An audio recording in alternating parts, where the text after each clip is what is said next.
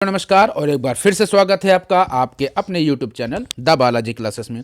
दोस्तों, जैसा कि मैंने कल की वीडियो में आपको बताया था कि मैं आपके लिए किस तरीके से फ्री कोर्स की एक पूरी सीरीज़ लेकर के आ रहा हूं। मैंने आपको बताया था कि मैं आपको हर एक सब्जेक्ट, चाहे वो हिस्ट्री हो, हिस्ट्री के बाद मैं आपके लिए ज्योग्राफी की वीडियोज़ लेकर के आऊँगा। ज्योग्राफी के बाद यानी पॉलिटी यानी जिसको राज व्यवस्था कहते हैं, यहाँ संविधान। इसके बाद जितने भी सब्जेक्ट, इस तरीके से सीक्वेंस वाइज एक एक सब्जेक्ट की वीडियोज़ लेकर के आऊँगा। आज की वीडियोस में हम लेकर चल रहे हैं प्राचीन इतिहास। प्राचीन इतिहास के अंतर्गत जैसा कि आपको मैंने बताया कि जो हिस्ट्री है, हिस्ट्री के 3 पार्ट हैं, प्राचीन, मध्यकालीन और आधुनिक। तो सबसे पहले प्राचीन इतिहास का ये पहला वीडियो है।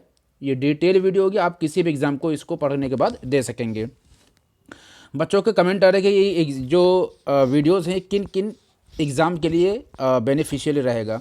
तो मैं आपको बता दूँ, ये आपके एसएससी, किसी भी स्टेट के पीसीएस हैं, यानी यूपी पीएससी या स्टेट पीएससी, कोई भी एमपी पीएससी, बीपीएससी, हिस्ट्री से जो भी पीजीटी है या टीजीटी है, या किसी भी ऐसे एग्ज़ाम जहाँ पर हिस्ट्री ज्योग्राफी सब्जेक्ट एग्ज़ाम में पूछे जाते हैं, आपके सिलेबस में है, तो सभी एग्ज़ाम के लिए बराबर से फ़ायदेमंद रहेगी। और जितने भी वीडियोज़ हैं, ये जितनी भी वीडियोज़ ये आपके लिए एकदम निःशुल्क है, फ्री है, 1 रुपये भी आप कहीं पे नहीं देंगे, यानी आपसे 1 रुपये भी नहीं लिए जाएंगे। और लगातार आपको ये वीडियोज़ मिलेंगी। इस वीडियोज़ के माध्यम से आपकी बहुत एक समग्र तैयारी हो जाएगी। बिल्कुल, अगर आपको कुछ भी नहीं आता तो यहाँ से स्टार्ट करेंगे, आपकी बिल्कुल अच्छे से तैयारी हो जाएगी। ये सभी वीडियोज़ फ्री हैं, तो चैनल पर अगर आप नए हो तो अभी सब्सक्राइब कर लीजिए। सब्सक्राइब करने के बाद बेल आइकन को प्रेस कर दिएगा, जिससे आपसे एक भी वीडियो मिस ना हो। तो चलिए आइए स्टार्ट करते हैं। यहाँ पर पहले वीडियो है और यहाँ पर पहला चैप्टर है प्राचीन इतिहास के स्रोत, यानी भारतीय प्राचीन इतिहास के स्रोत। यहाँ पर पहला चैप्टर प्राचीन भारतीय इतिहास के स्रोत है, मैंने आपको बताया।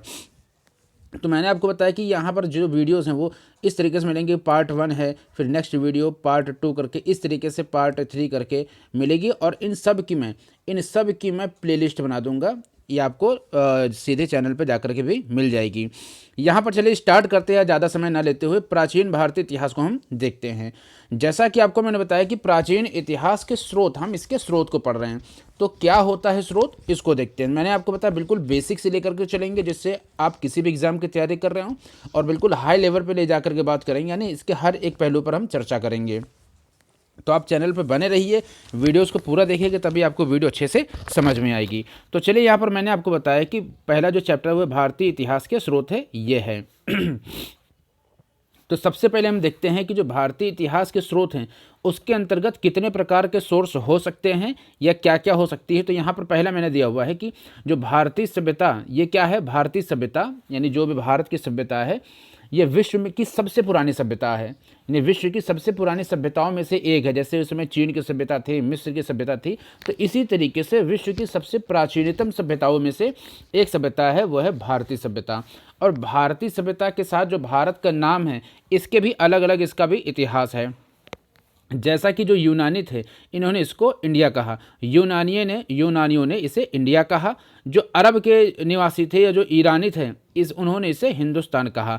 अब हिंदुस्तान कैसे कहा, इसके पीछे रोचक कहानी यह है कि जैसा कि आप जानते हैं कि जो सिंधु नदी है, तो जो भारत है वो सिंधु नदी के किनारे बसा हुआ है। और जो ईरानी और अरब थे, ये सा को हा बोलते थे, तो सिंधु नदी के किनारे बसे होने का सिंधुस्तान कहना चाहते थे, और इनके मुंह से निकल गया है हिंदुस्तान, क्योंकि सा को हा कहते थे। तो इस तरीके से जो अरब और ईरानी, उन्होंने भारत को हिंदुस्तान नाम से पुकारा। मान्यता के अनुसार जो राजा दुष्यंत थे, उनके पुत्र का नाम भारत या भरत था, इनके नाम पर इस देश का नाम भारत पड़ा। तो मुख्य रूप से भारत देश नाम इसका नाम है। और जो अरब हैं, ईरानियों ने इसे हिंदुस्तान कहा और यूनानियों ने इसे इंडिया कहा। तो सीधा सीधा प्रश्न पूछा जाता है एग्जाम में एमसीक्यूज फॉर्म में कि अरब और ईरानियों ने भारत को किस नाम से पुकारा। वहाँ पर इंडिया, हिंदुस्तान, भारत, इस तरीके से नाम दे रखते हैं ऑप्शन में। तो आप समझ गए होंगे कि हिंदुस्तान किस तरीके से किसने हिंदुस्तान कहा, इंडिया कहा, या भारत किस प्रकार से भारत का नाम पड़ा। अब यहाँ पर हम जानते हैं कि जो भी भारतीय इतिहास है, उसके जानने के कुछ मुख्य रूप से हम 3 सोर्स देखेंगे। भारतीय इतिहास को जानने के मुख्य रूप से 3 सोर्स है। पहला ये कि जो इसके साहित्यिक साक्ष्य हैं, साहित्यिक साक्ष्य के अंतर्गत हम देखेंगे कि जो है आपके जो साहित्य जो लिखे गए हैं, वैदिक साहित्य वगैरह, ये आते हैं आपके वैदिक साहित्य साक्ष्य के अंतर्गत। इसके अलावा हम देखेंगे जो भी विदेशी यात्रियों के विवरण थे, जैसे ह्वेनसांग आया, फहायान आया, अलबरूनी आए, जितने भी जो विदेशी यात्री थे उनके द्वारा लिखे गए ग्रंथ हम देखेंगे विदेशी यात्रियों के विवरण के अंतर्गत। इसके अलावा जो मोस्ट इंपॉर्टेंट एक और वो है पुरातात्विक साक्ष्य। तो पुरातात्विक साक्ष्य के अंतर्गत क्या आता है, इसको भी हम देखेंगे। यहाँ आगे बढ़ते हैं। जैसा कि मैंने आपको बताया कि आपके 3 प्रकार के साक्ष्य हैं, साहित्यिक साक्ष्य, विदेशी यात्रियों के विवरण और पुरातात्विक साक्ष्य। तो सबसे पहले हम देख लेते हैं कि जो हमारे जो साहित्यिक साक्ष्य हैं ये क्या क्या थे। तो साहित्यिक साक्ष्य के अंतर्गत हम 2 देखेंगे, एक है धार्मिक साहित्य। साहित्यिक साक्ष्य के 2 भाग हैं, एक है धार्मिक साहित्य, एक है लौकिक साहित्य। तो अब धार्मिक साहित्य क्या है और लौकिक साहित्य क्या है, इसको भी हम देख लेते हैं। तो धार्मिक साहित्य के अंतर्गत जितने भी ऐसे जैसे कि आपके ब्राह्मण, जो ब्राह्मणेतर हैं, इस तरीके के जो है धार्मिक साहित्य के अंतर्गत ग्रंथ आते हैं। अब यहाँ पर मैंने आपको बताया कि धार्मिक साहित्य की मैंने आपको बताई, तो धार्मिक साहित्य के अंदर मैंने आपको क्या बताया, मैंने आपको बताया एक है आपका ब्राह्मण ग्रंथ, एक है आपका ब्राह्मण ग्रंथ और एक आपका है ब्राह्मणेतर ग्रंथ। ब्राह्मणेतर ग्रंथ, तो ब्राह्मण ग्रंथ क्या है, ब्राह्मणेतर ग्रंथ क्या है, इसको भी हम देखेंगे। तो मैंने आपको बताया कि जो भी साहित्यिक साक्ष्य के अंतर्गत धार्मिक साहित्य और लौकिक साहित्य तो 2 प्रकार के साक्ष्य हो जाएंगे साहित्यिक साक्ष्य के अंतर्गत। तो धार्मिक साहित्य को मैंने आपको बताया कि ब्राह्मण और ब्राह्मणेतर ये आपके 2 तरीके के साक्ष्य हो जाएंगे धार्मिक साहित्य के अंतर्गत। और धार्मिक साहित्य को मुख्य रूप से हम क्या बोलते हैं, धार्मिक साहित्य को मुख्य रूप से हम वैदिक साहित्य भी बोलते हैं। धार्मिक साहित्य को वैदिक साहित्य भी बोलते हैं। और मैंने आपको बताया ब्राह्मण और ब्राह्मणेतर इसके जो साक्ष्य हैं। अब हम यहाँ पर देखेंगे कि जो ब्राह्मण ग्रंथ, मैंने आपको ब्राह्मण साहित्य, तो जो ब्राह्मण ग्रंथ हैं उनके अंतर्गत क्या आते हैं। तो मैंने आपको बताया जो ब्राह्मण ग्रंथ हैं, तो ब्राह्मणों के अंतर्गत यानी ब्राह्मण ग्रंथों के अंतर्गत आपके आ जाएंगे वेद, उपनिषद, रामायण, महाभारत, पुराण तथा जितने भी स्मृति ग्रंथ हैं ये आते हैं। जबकि जो ब्राह्मणेतर साहित्य हैं इनके अंतर्गत बौद्ध तथा जैन साहित्य से संबंधित रचनाओं का उल्लेख किया गया है। आई होप आपको इतनी बात समझ में आई होगी कि जो भारत के नामकरण कैसे हुआ और इसके जितने भी सोर्स हैं, यानी इसकी जो भारतीय इतिहास है इसकी जानकारी के साक्ष्य 3 प्रकार के हैं। जिसमें मैंने पहला देखा जो साहित्यिक साक्ष्य के 2 भाग है, एक है धार्मिक साहित्य जिसे वैदिक साहित्य बोलते हैं और दूसरा है लौकिक साहित्य।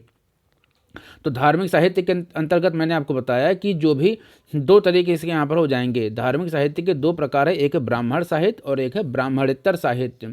ब्राह्मण साहित्य के अंतर्गत वेद, उपनिषद, रामायण, महाभारत, पुराण तथा स्मृति ग्रंथ आते हैं, जबकि ब्राह्मणेतर साहित्य के अंतर्गत बौद्ध तथा जैन साहित्य आते हैं। अब यहाँ पर हम यहाँ पर देखेंगे जो धार्मिक साहित्य के अलावा जो लौकिक साहित्य है। तो लौकिक साहित्य क्या है, तो लौकिक साहित्य के अंतर्गत जैसे चंद्रगुप्त की जो अर्थशास्त्री थी, चंद्रगुप्त की अर्थशास्त्र या कल्हड़ है या आपके जो इस प्रकार के जो भी कवि थे जो इनके चाणक्य के आसपास आए थे, इसमें हम मुख्य रूप से देख सकते हैं कि जैसे आपका जो चाणक्य है, तो चाणक्य मैंने आपको बताया कि चाणक्य ने क्या किया था कि चाणक्य ने अर्थशास्त्र लिखी थी। चाणक्य ने क्या लिखी थी, अर्थशास्त्र लिखी थी। इसके अलावा हम देख सकते हैं चाणक्य को कौटिल्य भी बोलते हैं, ये भी आप जानते हैं। इसके अलावा जो पाणिनि की अष्टाध्यायी है, पाणिनि की अष्टाध्यायी, इसको हम थोड़ा सा देख लेते हैं। और मैंने आपको बताया कि धार्मिक साहित्य पहले बता दिया मैंने आपको, अब मैं बता रहा हूँ लौकिक साहित्य। तो लौकिक साहित्य के अंतर्गत हम क्या देखेंगे यहाँ पर कि जैसे अर्थशास्त्र लिखी थी चंद्रगुप्त के जो गुरु थे जिनका नाम था कौटिल्य, चंद्रगुप्त के गुरु का नाम था कौटिल्य, इन्होंने अर्थशास्त्र लिखी थी। इसके अलावा जो कश्मीरी कवि थे कल्हड़, मैंने आपको बताया कि जो कश्मीरी कवि थे कल्हड़, इनकी जो रचनाएं आती हैं वो लौकिक साहित्य के अंतर्गत आती हैं। इसके अलावा मैंने आपको बताया कि जो पाणिनि थे जिन्होंने अष्टाध्यायी लिखी थी, तो पाणिनि हो गए। पाणिनि के अलावा जो आपका कात्यायन है, इसके अलावा जो है विशाखदत्त है, पतंजलि की महाभाष्य है, कालिदास के मालविकाग्नि मित्र है, कालिदास की मालविकाग्नि मित्र है आदि, विशेष रूप से जितने भी इनका उल्लेख है ये लौकिक साहित्य के अंतर्गत आते हैं। तो सबसे पहले हम देख रहे हैं धार्मिक साहित्य, इसके अंतर्गत वेद, उपनिषद, जितनी बातें हैं, जितने भी सब्जेक्ट है, इसको अब लेकर के चलेंगे। अब आगे बढ़ते हैं। जैसा कि मैंने आपको बताया कि धार्मिक साहित्य के जो है वो साहित्यिक साक्ष्य के धार्मिक साहित्य यानी वैदिक साहित्य और लौकिक साहित्य के अंतर्गत इसको रखा गया है। अब धार्मिक साहित्य क्या है, तो मैंने आपको बताया कि जो है ब्राह्मणेतर ग्रंथ है। ब्राह्मणेतर ग्रंथ मैंने आपको बताया ना कि ब्राह्मण ग्रंथ और ब्राह्मणेतर ग्रंथ, तो ब्राह्मणेतर ग्रंथ क्या है, जैन साहित्य और बौद्ध साहित्य वगैरह हैं। जबकि ब्राह्मण ग्रंथ मैंने आपको बताया कि जो वेद, उपनिषद, रामायण है, महाभारत, पुराण और स्मृति ग्रंथ हैं, ये आपके ब्राह्मण ग्रंथ के अंतर्गत आते हैं। अब यहाँ पर हम देखेंगे कि आपके जो ये जो प्राचीनतम ग्रंथ के अंतर्गत हम देखेंगे, जो जैसे कि मैंने आपको बताया कि यहाँ पर ब्राह्मण ग्रंथ के अंतर्गत वेद, सबसे पहले हम उठाते हैं वेद कि वेद क्या है, वेद को पढ़ेंगे, उसके बाद उपनिषद और उसके बाद इनकी थोड़ी थोड़ी जानकारी लेंगे। यानी आपके एग्जाम पॉइंट ऑफ व्यू से क्या चीज़ें इंपॉर्टेंट है, बहुत ज़्यादा इसमें हम उन्हीं चीज़ों की डिस्कस करेंगे जो आपके एग्जाम पॉइंट ऑफ व्यू से महत्वपूर्ण होगी। तो वीडियोज़ में आप बने रहिए। जैसा कि मैंने आपको बताया कि हम सबसे पहले पढ़ रहे हैं वेद। तो वेद क्या है, सबसे प्राचीनतम ग्रंथ हैं। वेद क्या है, सबसे प्राचीनतम ग्रंथ हैं। और यहाँ इसका जो संकलन किया था, इसका संकलन किया था महर्षि कृष्णद्वैपायन वेदव्यास ने। अब आप सोचेंगे कि इसका संकलन तो रचना में और संकलन में अंतर होता है। इन्होंने इसका संकलन किया था। क्यों संकलन किया था? क्योंकि जो आपके वेद हैं, इन्हें जो भी वैदिक ज्ञान है उसको श्रुति ज्ञान कहा जाता है। क्या कहा जाता है? श्रुति ज्ञान कहा जाता है। श्रुति का मतलब जो सुना हुआ हो, लिखा हुआ ना हो, जो सुना हुआ हो। अब किस प्रकार से संभव है, इसकी भी आगे हम डिटेल में चर्चा करेंगे। यहाँ पर सबसे पहले हम देख लेते हैं कि जो वेद है ये प्राचीनतम ग्रंथ है और महर्षि कृष्णद्वैपायन वेदव्यास ने इसकी रचना की थी। वेद कितने प्रकार के हो गए? तो वेद को मैंने देखा यहाँ पर कि 4 प्रकार के वेद हो गए। वेद के कितने प्रकार हैं? 4 प्रकार के वेद हैं। इन 4 प्रकार के वेद कौन कौन से हैं? तो सबसे पहले मैंने देखा ऋग्वेद, फिर सामवेद, फिर यजुर्वेद और फिर अथर्ववेद। सबसे पहले क्या देखा? ऋग्वेद, सामवेद, फिर यजुर्वेद और जो चौथा है वो है अथर्ववेद। अब इसको किस तरीके से इसका नाम पड़ा, इसको भी हम देखेंगे। इसके बाद हम देखते हैं कि जो ये वेद हैं, इन वेदों के अपने उपवेद भी हैं। एग्जाम में सीधे सीधे पूछ लेता है प्रश्न कि ऋग्वेद के उपवेद का क्या नाम है। तो जैसे यहाँ पर देख रहे हैं ऋग्वेद, ऋग्वेद के उपवेद का नाम है आयुर्वेद। इस चीज़ को याद रखिएगा। इसके बाद जो सामवेद है, तो सामवेद के आयुर्वेद का नाम है गंधर्व वेद। उपवेद बोलते हैं, उपवेद बोलते हैं या इसका उपभाग बोलते हैं। जो ऋग्वेद है उसका उपवेद यहाँ पर मैंने आपको बताया आयुर्वेद। तो हर एक जो भी वेद है उसके उपवेद है, इसका नाम सीधे पूछे जाते हैं। तो ऋग्वेद का उपवेद है आयुर्वेद। इसके बाद जो सामवेद है इसका उपवेद है गंधर्व वेद। यजुर्वेद का उपवेद है धनुर्वेद और जो अथर्ववेद है इसका उपवेद है शिल्पवेद। आई होप आपको इतनी बात समझ में आई होगी। नेक्स्ट हम देखते हैं कि अब वेद होते क्या है। मैंने आपको बताया कि वेद 4 प्रकार के होते हैं, ऋग्वेद, सामवेद, अथर्ववेद और यजुर्वेद। तो वेद क्या है? वेद एक जो धातु है, इसका अर्थ होता है ज्ञान या जानना। जो श्रेष्ठ गुण हैं उनको जानना वेद कहलाता है। अब मैंने आपको बताया कि जो वेद हैं वो 4 प्रकार के होते हैं और जो ऋग्वेद है इसके उपवेद का मैंने आपको क्या नाम बताया? तो इसके उपवेद का नाम बताया मैंने आपको आयुर्वेद। ऋग्वेद के उपवेद का नाम बताया मैंने आपको आयुर्वेद। और जो इसका नाम है, ये नाम इसका नामकरण कैसे हुआ? इसका जो पुरोहित है, यानी जो ऋग्वेद का पुरोहित, जो पंडित जैसे बोल सकते हैं, वो कौन है हम उसको देखेंगे। और जो ब्राह्मण ग्रंथ हैं, यानी हर एक वेद का ब्राह्मण ग्रंथ भी है। अब यहाँ पर हम समझते हैं कि ब्राह्मण ग्रंथ क्या होता है।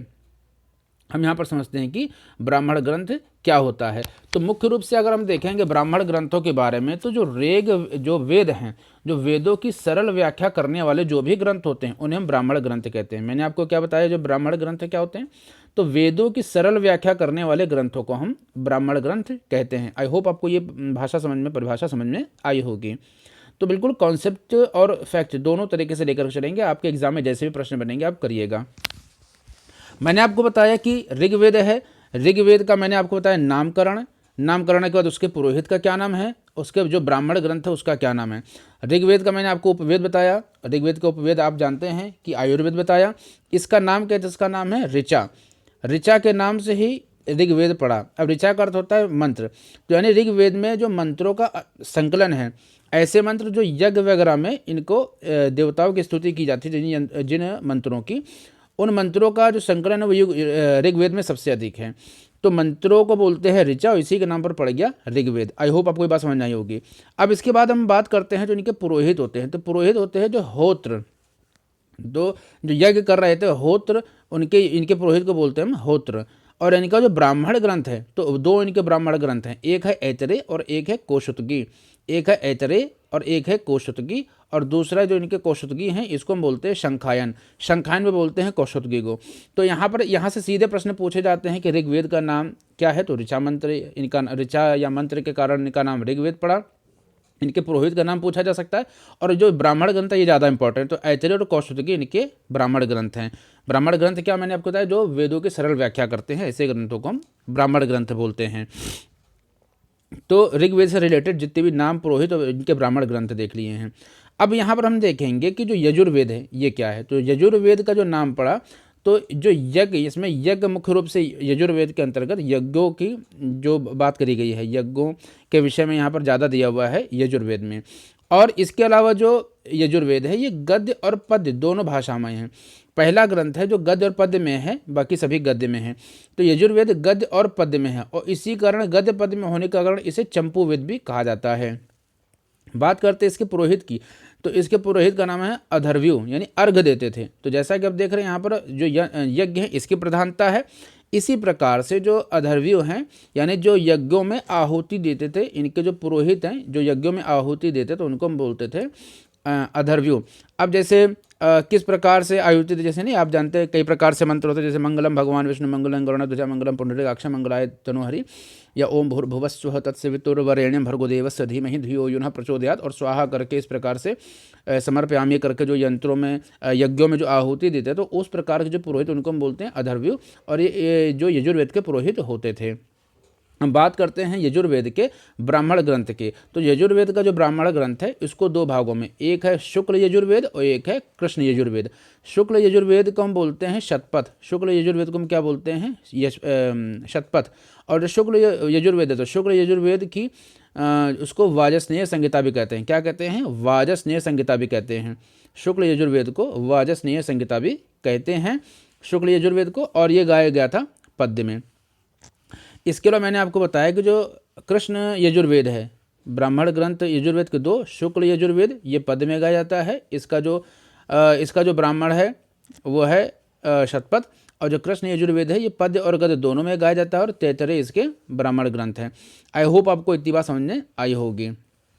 नेक्स्ट दिया हुआ है सामवेद। सामवेद, इसका नाम कैसे पड़ा, तो साम का अर्थ होता है संगीत, इसमें संगीत की प्रधानता है सामवेद में, तो इसका इसी प्रकार से नाम पड़ गया सामवेद।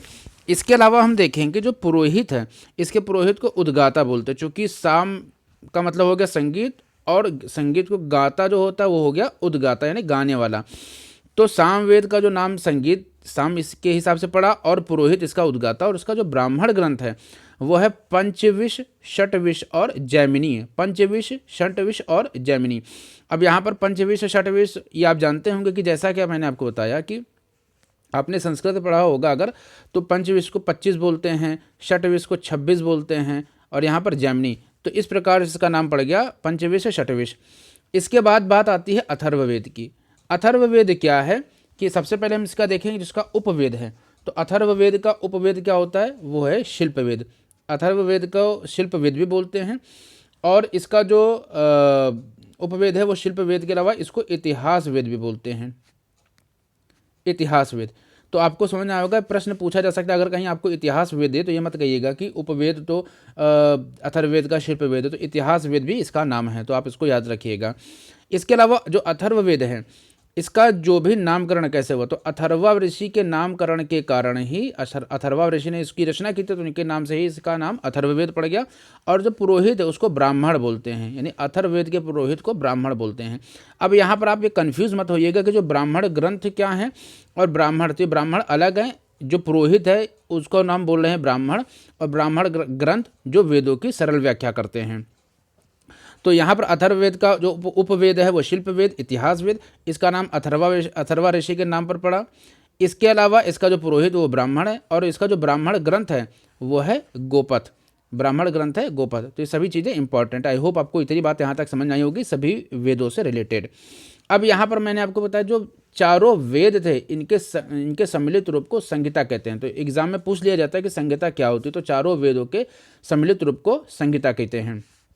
और जो वैदिक ज्ञान है वो श्रुति ज्ञान कहलाता है। मैंने आपको बताया श्रुति ज्ञान क्या होता है, जो सुन सुन के ज्ञान लिया जाए उसे श्रुति ज्ञान कहते हैं। क्योंकि कहा जाता है कि जो वेद हैं, जैसा कि स्वामी दयानंद सरस्वती ने कहा था, किसने? स्वामी दयानंद सरस्वती ने क्या कहा था? स्वामी दयानंद सरस्वती ने वेदों के बारे में कहा था कि ये अपौरुषेय है, अपौरुषेय है, यानी इसको किसी पुरुष ने नहीं लिखा है। अब ये जब पुरुष ने नहीं लिखा तो कैसे आया? तो इसको कहा गया कि जो भी ऋषि होते थे उन ऋषियों को ईश्वर के द्वारा ज्ञान होता था, और ईश्वरीय ज्ञान जो है ये अपने जो इनके शिष्य हुआ करते थे उनको सुनाया करते थे। तो सुन सुन के शिष्यों के सभी वेदों का ज्ञान हो जाता। तो सुनने के कारण ही इसे हम बोलते हैं वैदिक ज्ञान को श्रुति ज्ञान। सुनने के कारण ही वैदिक ज्ञान को श्रुति ज्ञान कहा जाता है। आई होप आपको ये बात समझ में आई होगी। और मैंने आपको पहले बता दिया कि ब्राह्मण ग्रंथ क्या होते हैं। तो वेदों की जो सरल व्याख्या होती है उसको सरल करने वाले ग्रंथ ब्राह्मण ग्रंथ कहलाते हैं।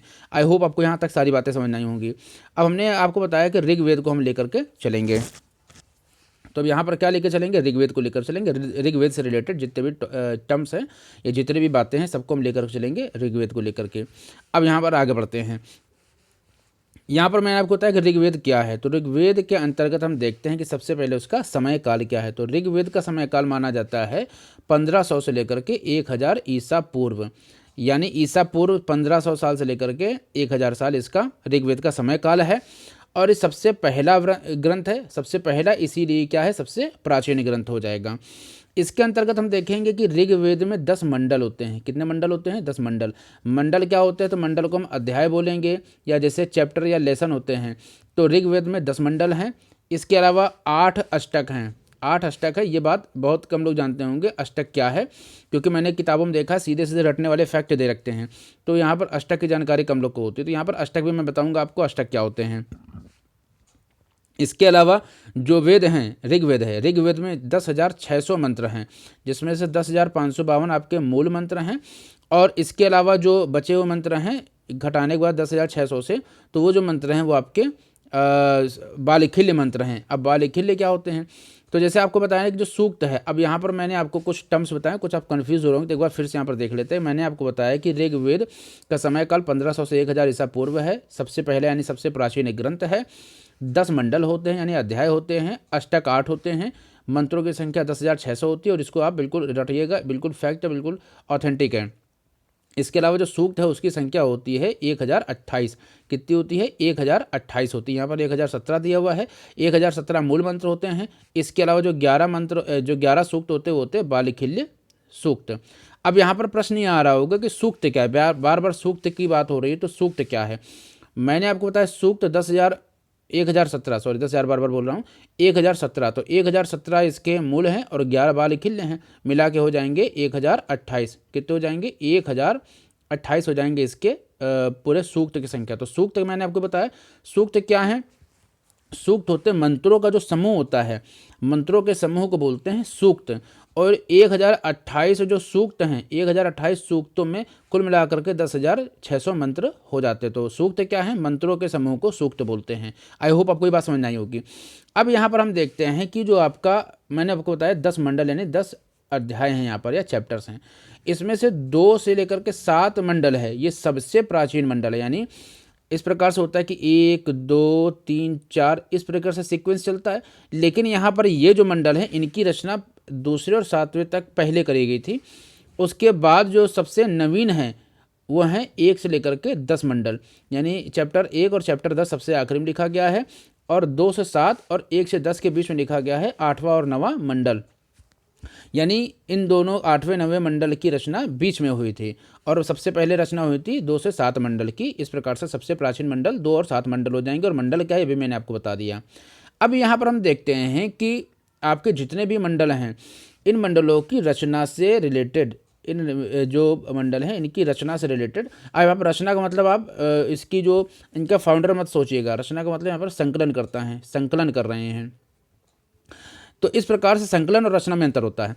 तो यहाँ पर मैंने क्या बताया आपको कि जो वेद हैं इसके 10 मंडल हैं। अब 10 मंडलों में मैंने आपको बताया तो जितने भी प्रमुख मंडल हैं सभी को हम देखेंगे, लेकिन मुख्य रूप से 2 और 7 जो सबसे 2 से लेकर के 7 तक जितने मंडल हैं ये सबसे प्राचीन हैं।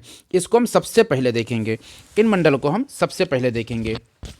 अब यहाँ पर सबसे पहले देखने के अंतर्गत क्या देखेंगे कि ये इन्हें याद कैसे करें। तो इन्हें याद करने की एक छोटी सी ट्रिक मैंने बनाई है, उसको आप देख लीजिएगा। यहाँ से आसानी से आप बिल्कुल याद कर सकेंगे।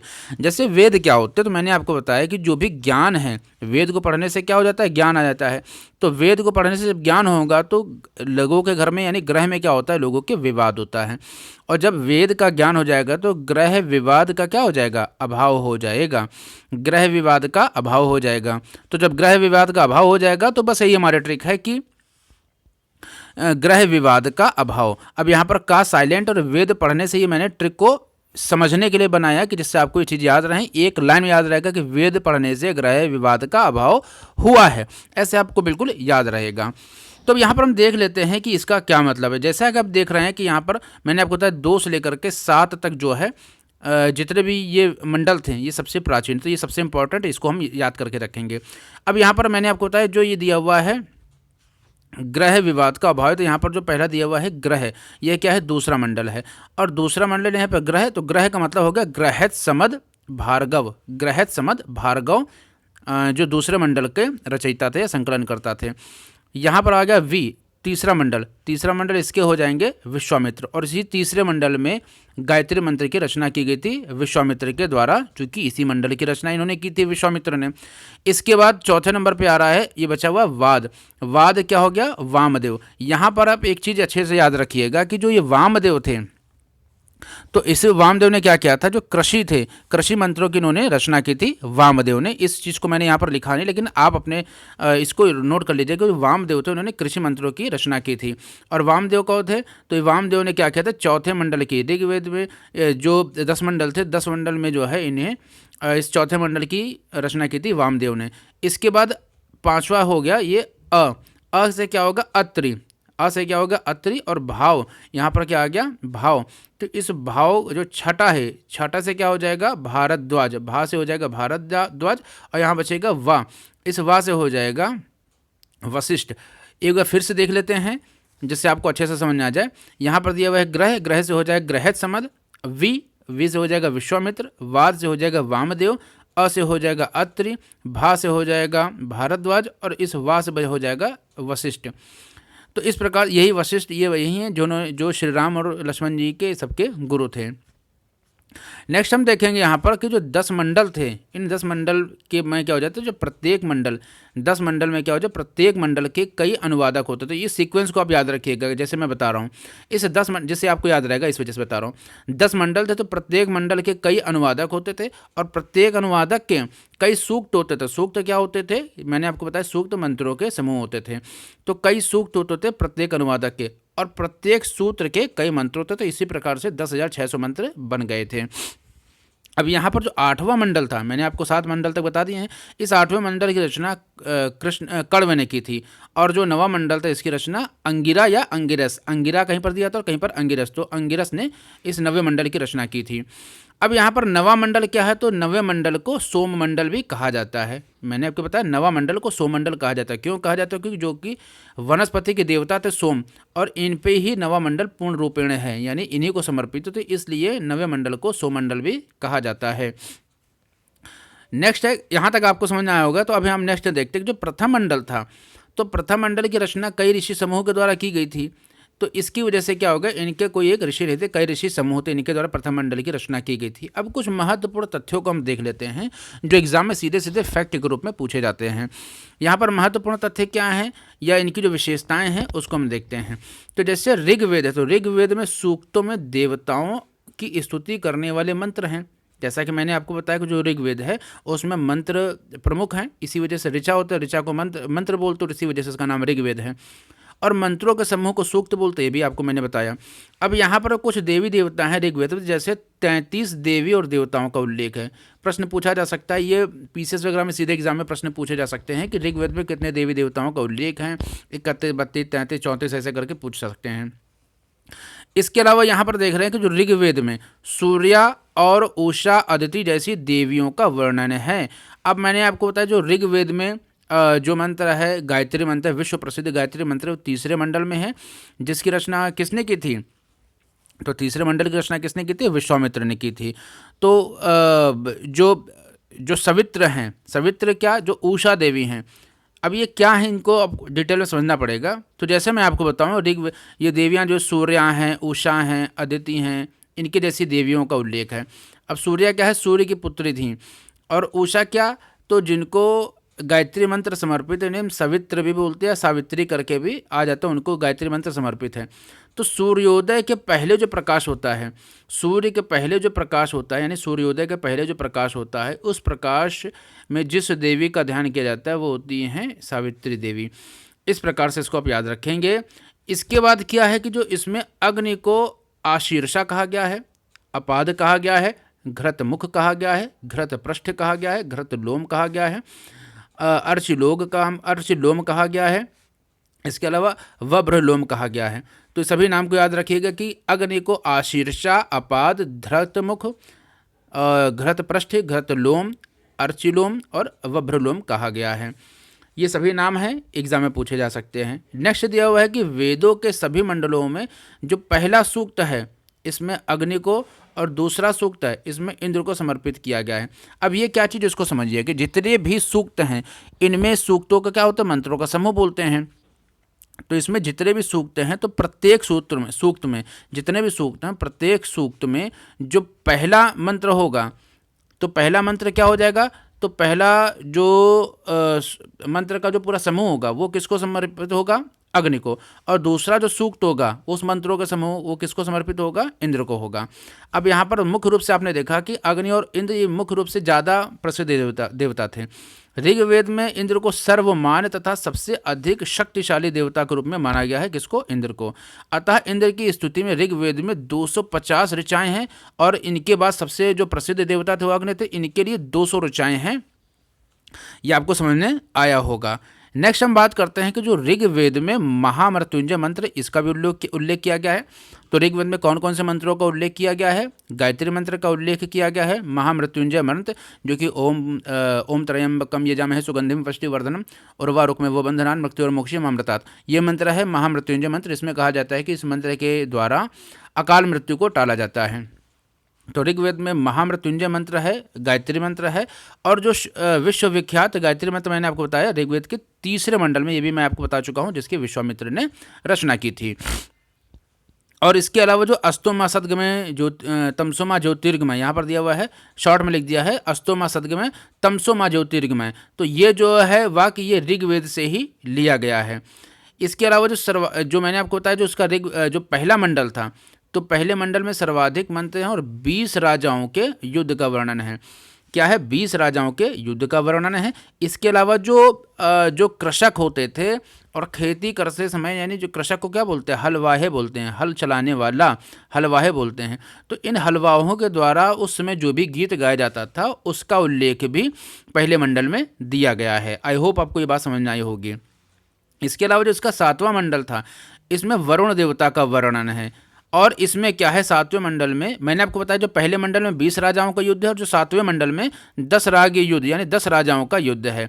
अब 10 राग्य युद्ध क्या है? तो जो 5 आर्य, 5 आर्य और 5 अनार्य, 5 आर्य और 5 अनार्य, अनार्य का मतलब जो आर्य नहीं थे, इनको ले करके 10 राजाओं का जो युद्ध हुआ था, 5 आर्य और 5 अनार्य राजाओं में। और यह जो युद्ध हुआ था परुष्णी नदी, कहाँ पर हुआ था? परुष्णी नदी। अब परुष्णी नदी कहते हैं जो आधुनिक रावी नदी है, जो रावी नदी है इसे हम बोलते थे, प्राचीन इसका नाम है परुष्णी नदी।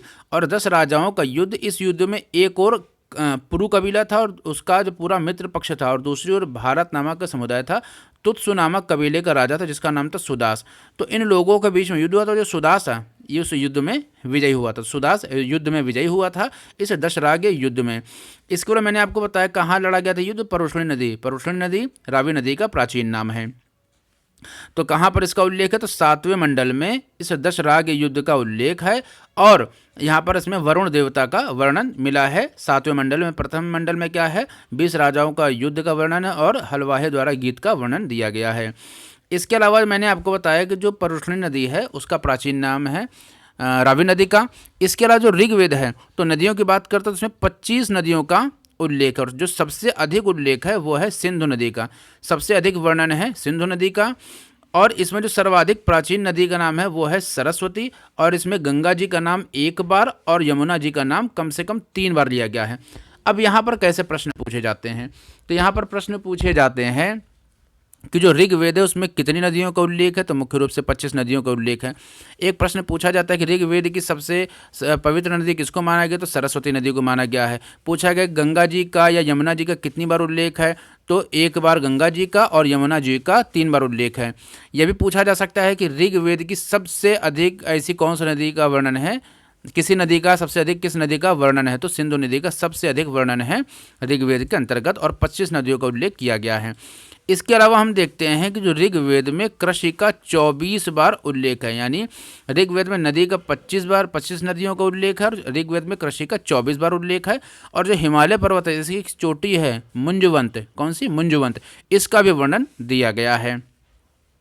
इसके अलावा ऋग्वेद में क्या दिया हुआ है, तो 21 जो शाखाएं हैं इनका वर्णन मिलता है। अब ये शाखाएं क्या है, तो जो शाखाएं हैं इसमें के अंतर्गत हम देखते हैं कि 21 शाखाओं को याद करने की आवश्यकता नहीं है। यहाँ पर मुख्य रूप से जो 5 शाखाएं हैं, शाकल, वाष्कल, आश्वलायन, शांखायन और मांडुकायन।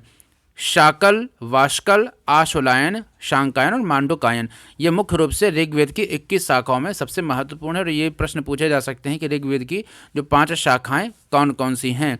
उसमें हो सकता है आपको एक नाम दे दे और 4 कोई अन्य नाम दे देंगे, तो जो शाखा होगी उसका नाम आपको अगर याद होगा तो आप सीधे उसका उत्तर दे सकेंगे।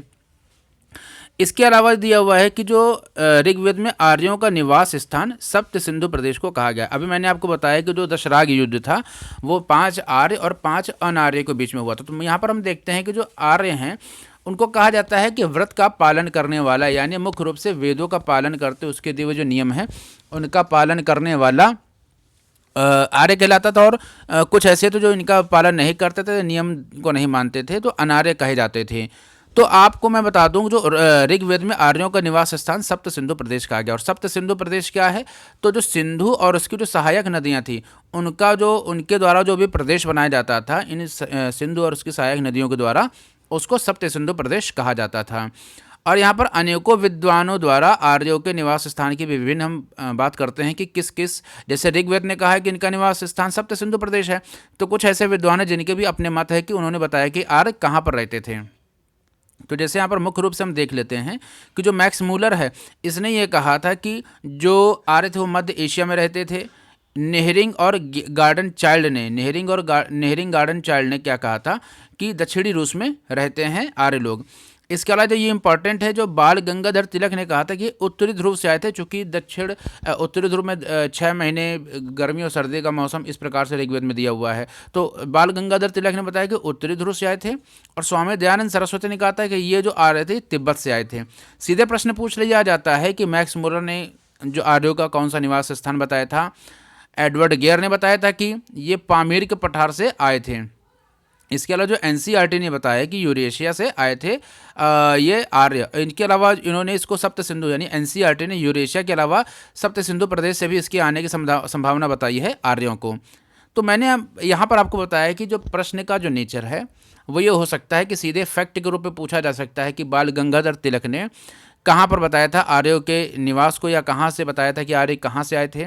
मैक्स मूलर के बारे में पूछा जा सकता है कि इसने किस जगह को बताया था आर्यों का मूल स्थान, तो मध्य एशिया को बताया था। तो इस प्रकार से सीधे प्रश्न पूछे जा सकते हैं, इसको पूरा ऐसे याद रखिएगा जैसा दिया हुआ है। इसके अलावा ऋग्वेद के 10वें मंडल में अनेक व्याख्याएं हैं। कैसी व्याख्याएं हैं कि जो ऋग्वेद है तो इसका जो 90वां जो सूक्त था, 90वें सूक्त में क्या दिया था, तो पुरुष सूक्त दिया था। और पुरुष सूक्त क्या है, तो पहली चीज़ तो ये कि जो ऋग्वेद के 10वें मंडल का जो 90वां सूक्त है उसमें पुरुष सूक्त दिया हुआ है। इसीलिए इसको पुरुष मंडल भी कहा जाता है। और इसमें 4 वर्णों की व्याख्या दी गई। एक विराट पुरुष की इसमें व्याख्या दी गई है, किसमें, ऋग्वेद के 10वें मंडल में। और बताया गया जो विराट पुरुष के मुख से ब्राह्मण, भुजाओं से क्षत्रिय, जंघाओं से वैश्य और जो पैरों से शूद्र की उत्पत्ति हुई है। तो इसी प्रकार से क्या हो गया, ये एकेश्वरवाद की स्थापना करता है, यानी एकेश्वरवाद, एक ही ईश्वर है सभी की उत्पत्ति का कारण, एकेश्वरवाद का यहाँ पर सिद्धांत प्रतिपादित होता है। तो आपको समझ में आया होगा कि ऋग्वेद में 10वें मंडल में पुरुष सूक्त की व्याख्या की गई और 90वां जो सूक्त है पुरुष सूक्त, और इसमें 4 वर्णों की व्याख्या की गई है। इसके अलावा जो 290वां यहाँ सूक्त होना चाहिए, यहाँ पर देखते हैं, सॉरी 129वां सूक्त। तो 129वां सूक्त जो है इसको बोलते हैं नासदी सूक्त। अब नासदी सूक्त क्या होता है? नासदी सूक्त के अंतर्गत बताया गया है इसमें निर्गुण ब्रह्म की उपासना, यानी निर्गुण ब्रह्म के इसमें बताया गया है निर्गुण ब्रह्म क्या है, और जो निर्गुण ब्रह्म है इसी ने सृष्टि की रचना की है, निर्गुण ब्रह्म ने ही सृष्टि की रचना की। तो नासदी सूक्त में मुख्य रूप से सृष्टि की रचना के विषय में बात की गई है। और जो 85वां सूक्त है उसे हम बोलते हैं सूर्या सूक्त। अब ये सूर्या सूक्त क्या है? तो सूर्या सूक्त को हम बोलते हैं विवाह सूक्त भी बोलते हैं सूर्या सूक्त को। नासदी सूक्त में तो सृष्टि रचना की बात की गई है। सूर्या सूक्त में प्रथम बार जो विवाह मंत्र, जो आजकल विवाह मंत्र पढ़े जाते हैं, जैसा कि मैंने आपको बताया था कि मंगलम भगवान विष्णु, इस प्रकार मंगलम गरुड़ध्वजा मंगलम पुंडरीकाक्षा मंगलाय तनुहरि, तो ये प्रकार जो इस प्रकार के जो भी विवाह मंत्र थे उन सब का जो उल्लेख है 85वें सूक्त सूर्या सूक्त में दिया गया है। इससे विवाह सूक्त भी बोलते हैं सूर्या सूक्त को। और जो नदी सूक्त है इसमें सिंधु नदी का वर्णन मिलता है, किसमें? नदी सूक्त में सिंधु नदी का वर्णन मिलता है। और जो इसमें सूर्या सूक्त मैंने आपको बताया कि पहली बार विवाह मंत्र का उल्लेख है, और इसमें जो दुल्हन है, दुल्हन को साम्राज्ञी की उपाधि दी गई है या ग्रह स्वामिनी की उपाधि दी गई है। तो ग्रह स्वामिनी या साम्राज्ञी इस प्रकार की उपाधियों से 85वां सूक्त सूर्या सूक्त है, जिसे विवाह सूक्त भी बोलते हैं। इसमें प्रथम बार विवाह मंत्र की व्याख्या या उल्लेख किया गया, और इसकी जो दुल्हन होती थी तो दुल्हन को साम्राज्ञी कहा गया है। इतनी बात आपको समझ आई होगी। अगर आप वीडियो पहली बार देख रहे हो, इसको एक बार और देख लेंगे तो सारी चीज़ें ओवरऑल आपको एक साथ समझ में आ जाएगी, क्योंकि डीप से पढ़ रहे हैं तो सारी चीज़ें अगर कन्फ्यूज़ कर रहे तो एक बार वीडियो आप देखिएगा और पॉज करके आगे पीछे करके देख लीजिएगा। इसके अलावा हम देख सकते हैं यहाँ पर कि जो ऋग्वेद में गाय को क्या कहा गया था। तो ये भी प्रश्न पूछा जाता है कि जो ऋग्वेद है इसमें गाय को अहन्या बोला जाता था या अघन्या भी बोला जाता था। अहन्या मुख्य रूप से, अहन्या का अर्थ क्या होगा? जो जिसकी हत्या करने योग्य जो ना हो, यानी जो अहन्या थी इसको इसकी अगर किसी ने भी हत्या की गई तो उसको मृत्यु दंड तक का प्रावधान था। तो ऋग्वेद में गाय को अहन्या कहा गया है। अहन्या का मतलब जिसको मारा ना जाए, जो मारने योग्य ना हो। अमाजु क्या है इसको भी देख लेते। तो जो ऋग्वेद है उसमें ऐसी कन्याओं का उल्लेख होता था जो आजीवन विवाह नहीं करती थी या दीर्घायु तक विवाह नहीं करती थी, तो ऐसी कन्याओं को अमाजु कहा गया है। और जो ऋग्वेद जो वेदों में देवताओं के जो चिकित्सक होते थे तो इन चिकित्सकों को भिषक कहा जाता था। क्या कहा जाता था? भिषक कहा जाता था। तो इस प्रकार से ऋग्वेद के जितने भी इम्पॉर्टेंट फैक्ट या कॉन्सेप्ट हो सकते थे वो मैंने आपको बताए हैं। ये आपकी वीडियो यहीं तक है। इसके बाद जो सेकंड पार्ट लेकर के आऊँगा उसमें बचे हुए जितने भी वेद हैं, वेद के अलावा उपनिषद हैं या आरण्यक हैं, तो इन सभी को लेकर के आऊँगा। तो आई होप आपको ये वीडियो पसंद आई होगी। अगर ये वीडियो आपको पसंद आई है तो अभी इसको लाइक कर दीजिए, इस वीडियो को अभी लाइक कर दीजिए, अपने दोस्तों तक इसको शेयर ज़रूर कर दीजिए। अगर चैनल पर नए हो तो इसको तुरंत सब्सक्राइब कर लीजिए। इस सब्सक्राइब करने के बाद आपको क्या होगा कि जितनी वीडियोज़ है वो मिलती रहे, तो जो बेल होगी उस बेल आइकन को भी प्रेस करना मत भूलिएगा। मिलते हैं नेक्स्ट वीडियो में, तब तक के लिए जय हिंद, जय भारत।